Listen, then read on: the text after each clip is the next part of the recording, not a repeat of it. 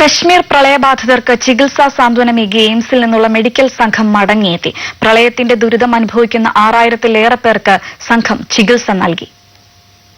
സെപ്റ്റംബറിലാണ് ജമ്മു കാശ്മീരിനെ എല്ലാവിധത്തിലും തകർത്ത പ്രളയമുണ്ടായത്. ചലം നദി സംഹാര താണ്ഡവമാടി സംസ്ഥാനത്ത് 10,000-ങ്ങളാണ് പ്രളയത്തിന്റെ ദുരിതം പേറിയത്. ഇവർക്ക് വേണ്ട മെഡിക്കൽ സഹായം ലഭ്യമാക്കാനാണ് കൊച്ചിയിലെ അമൃത ഇൻസ്റ്റിറ്റ്യൂട്ട് ഓഫ് മെഡിക്കൽ സയൻസസിൽ നിന്നുള്ള സംഘം കഴിഞ്ഞ മാസം കശ്മീരിലേക്ക് തിരിച്ചത്. 14 ഡോക്ടർമാരും പാരാമെഡിക്കൽ പ്രവർത്തകരും അടങ്ങുന്ന സംഘമാണ് കശ്മീരിലെത്തിയത്. ഇവർക്കൊപ്പം 2 കിടക്കകളും അൾട്രാസോണോഗ്രഫി, എക്സ്റേ, വെന്റിലേറ്റർ, ചെറിയ ശസ്ത്രക്രിയകൾ നടത്താൻ സൗകര്യമുള്ള തിയേറ്റർ, ഡെലിവറി സൗകര്യങ്ങൾ, ECG, digital photography, biomedical testing, hepatitis B, എലിപ്പനി എന്നീ രോഗങ്ങൾ കണ്ടെത്താനുള്ള സൗകര്യം എന്നിവയോടുകൂടിയ മൊബൈൽ യൂണിറ്റുകളും ഉണ്ടായിരുന്നു.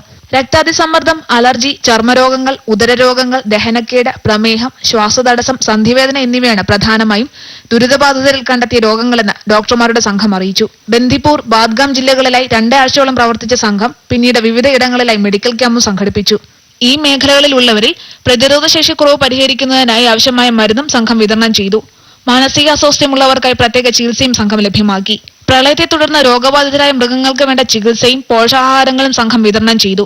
ഇതിനു പുറമെ പ്രളയത്തിൽ വീട് പൂർണ്ണമായി നശിച്ചവർക്ക് വീട് പുനർനിർമ്മിച്ചു നൽകാനുള്ള സന്നദ്ധതയും ജമ്മു കശ്മീർ സർക്കാരിനെ അറിയിച്ച ശേഷമാണ് സംഘം മടങ്ങിയത്. News desk Amrita TV.